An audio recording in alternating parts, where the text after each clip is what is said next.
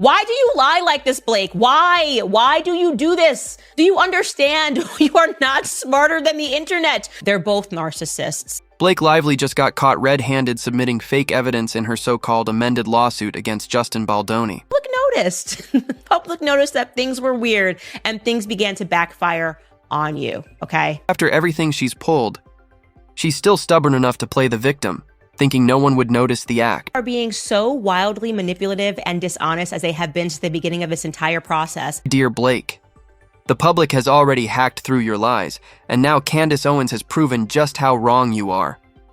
Yet you still haven't learned. Context of that exchange shows that they're out there combating lies. Blake, Lively really thought she could pull off the biggest legal hoax of the decade. Instead, she's humiliated herself worldwide.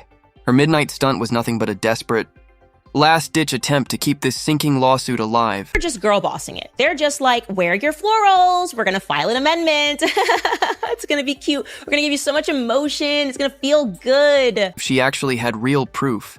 Why sneak around like a criminal, dropping her amended lawsuit in the dead of night? Because she knows this. 50-page mess is nothing more than smoke and mirrors. Yeah, the public noticed. The public noticed that things were weird and things began to backfire on you, okay? Not proving her case, she's just dragging it out because she knows she's already losing. Saying all that the fact that they got this is false, that they engaged in criminal alteration, it's false. And talk about a legal circus. Blake first filed her lawsuit in Texas, but now she's randomly moving it to New York. Legal analysts are already laughing, calling it exactly what it is. A desperate stunt from someone watching her case collapse. The reason why she's setting this up is she says, now I have to take steps to protect innocent bystanders rather than exposing them to further harm, because she's now using this to explain away why no one's joining in on her lawsuit, okay? They're setting that up right at the beginning. Essentially, no one's going to join in, but just so you know, this is to protect them. Forum shopping, picking a court you think might favor your side, is the oldest trick of someone who doesn't actually have a case. You know who doesn't run around switching courts like a guilty person fleeing the scene? Someone with real evidence. Blake, if your story was solid, why are you so terrified of sticking to one courtroom? What do you want men to take away from this film?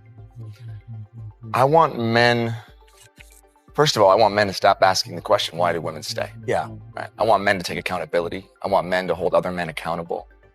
They're just pulling this clip out of obscurity. So what are we to assume that he's speaking about? Well, it turns out he's speaking about his character, Ryle, and they're asking him a question in the context of domestic violence. And then there's the biggest red flag of all. Blake deleted key text messages she once used to frame Justin Baldoni. If you had real evidence, why erase it instead of adding more proof? Because she got caught lying. Let's be clear, this isn't some minor cleanup. It's full-blown evidence tampering. It's unbelievable. They are being so wildly manipulative and dishonest as they have been since the beginning of this entire process that they are literally mining clips on the internet, taking them out of context so that they can produce a narrative that reads like a script to. Remember those texts in her original complaint that made Baldoni look guilty? Well, now they've mysteriously vanished. Two of the most damning messages, one saying he doesn't realize how lucky he is right now, and another, we need to press on him how effing lucky, are completely gone. She removed he doesn't realize how lucky he is right now. We need to press on him how effing lucky. The whispering in the ear, the connotations, the JFC, other members feeling uncomfortable watching it. I mean, there's just so much. Now, why would she delete those unless they contradicted her own story? This isn't just selective editing. It's straight up manipulating evidence to fit a fake narrative. And it gets worse. An entire section from page 44 has suddenly disappeared too. That passage once fueled her dramatic sob story, but now, poof, erased. Blake knows she can't fight the facts, so she's just removing the ones that expose her lies. You'd think these texts would be very important in her new amended complaint, but she's removed them. They're not in this complaint at all now. And part of the reason is probably because Justin revealed the context of these texts, because they did look more nefarious. Here's the thing. Deleting evidence doesn't erase the truth. Blake might think she can rewrite reality, but receipts don't lie. She got busted for fabricating. And now she's backtracking so fast, she's giving herself whiplash. Justin's publicists are saying it doesn't even matter if it's not true. And so the context of that exchange shows that they're out there combating lies. Now, let's talk about Blake's latest excuse. Her invisible army of witnesses that no one has ever seen. She claims multiple women felt uncomfortable, yet provides zero names, zero statements, and zero proof. He's now making it clear there are other women who felt uncomfortable on the set and that they will testify at trial. Now, that would seem damning, but she doesn't really offer really any specifics. Her big plan?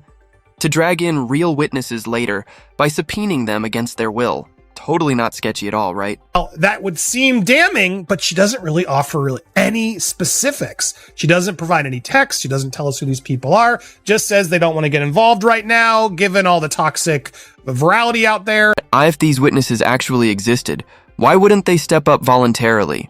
Why would she need to force them into court? The answer is simple. They don't support her, and she knows it. Instead of admitting that, she hides behind the victim card, pretending she's protecting them. But here's the problem. She already outed them herself and passed. So the fact that Blake removed these texts in the new amended complaint, seemingly not wanting to argue that point, is very telling to me. And it's not the only one. There's another text later on. Here it is on page 44, is comparing. These were all removed as well. The contradictions are insane. She described one of these so-called witnesses as a young actress who played the underage version of Lily Bloom, which means there's literally only one person it could be. So Blake, how exactly are you protecting her anonymity when you've basically named her already? Understand, you are not smarter than the internet. You didn't protect anybody. You came this close to saying their names because you wanted people to know exactly who you were talking about, okay? The reality is Blake doesn't care about protecting anyone. She only cares about protecting her fake narrative. He doesn't include the subpoena. We don't know what the subpoena is. That's still the big question, Blake. You haven't provided anything to prove otherwise. And let's not forget her dirty little PR stunt from August 2023. That's when her team conveniently leaked HR complaints against Justin Baldoni to smear him. But Wayfarer Studios and Sony immediately denied their existence. If those complaints were real, why wouldn't the studios back them up? Why did no one confirm them? Because they were fabricated.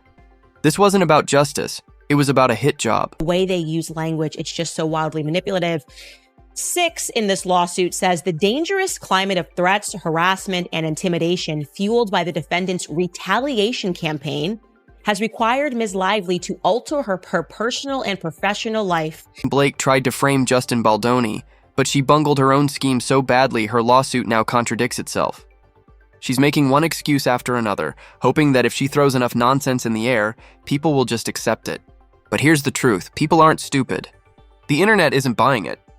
And every time she tries to fix her case, she just digs herself deeper. This has nothing to do with the lawsuit, has nothing to do with anything that Justin Baldoni has ever done. Rather, they decided to go back and find a TEDx talk that Justin Baldoni gave 5 years ago about how he was able to better his relationship with his wife. So let's get this straight.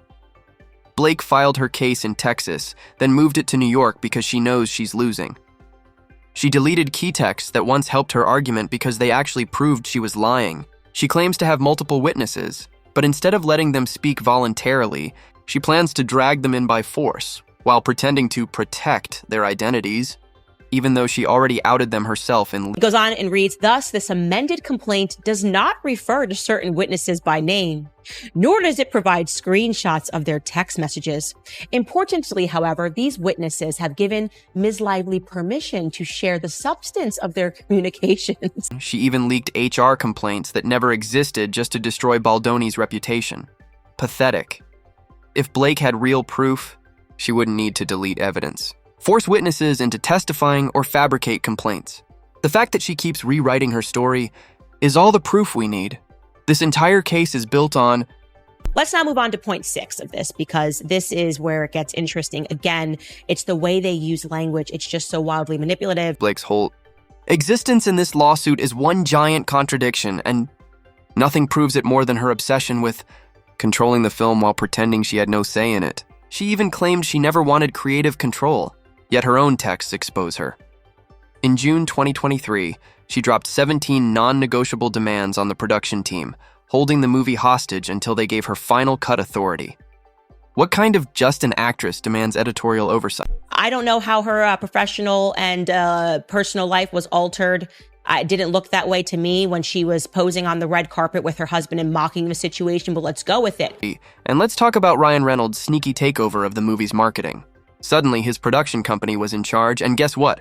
Justin Baldoni was erased from the posters. Blake acts like she had no power, but within months of her tantrum, Sony changed their entire campaign to suit her.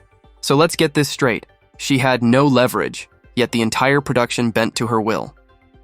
Makes perfect sense. Good lawyers. You just needed men who didn't want to go through the court system, and the women who were saying, well, we're going to come at you with sexual harassment and ruin your lives. And I'm thinking these are the kinds of lawyers and PR people that she has in her corner. Blake has admitted in interviews that she routinely inserts herself into the creative process, even when she doesn't have approval. It's a pattern. But now she wants us to believe she was just a helpless actress trapped in a bad situation? Please. She orchestrated everything, grabbed as much power as she could, and when it blew up in her face, she pivoted to playing the... Brian Freeman went through and thoroughly debunked these points. We've read the messages, sweetheart, okay? We know you said no to the intimacy coordinator. We know that it made no sense that you were then saying there must be an intimacy coordinator on set at all times. Part 1. And here's the kicker. Blake lied under oath about not interfering in the creative process, even though her own text proved she did exactly that. Caught in 4K. If there was one moment that truly exposed just how desperate Blake and Ryan have become, it was their SNL. Uncomfortable. I guess they were aware of the hypocrisy of SNL kind of standing on this ground of no bullies for years, and then suddenly hosting Blake and Ryan when people could read their text messages bullying Justin Baldoni. Part 2. Ryan Reynolds literally rewrote an SNL script to sneak in a joke about Baldoni's lawsuit, as confirmed by a crew member. Imagine being so desperate for approval that you have to force the audience to laugh at your own legal scandal. She's not being held captive by Ryan Reynolds, okay? They're both narcissists. And did it work? Absolutely not. The performance bombed. The audience wasn't laughing, they were cringing. Who thinks it's funny to joke about trying to ruin someone's career? Even Hollywood insiders called it disgusting. All of this will most importantly be untraceable.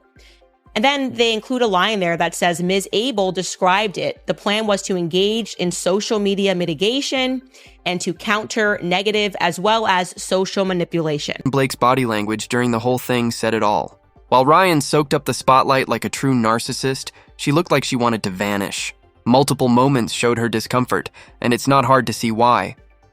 She knew the public was turning on her. She thought this lawsuit would make her a feminist icon. But instead, she's a walking PR disaster.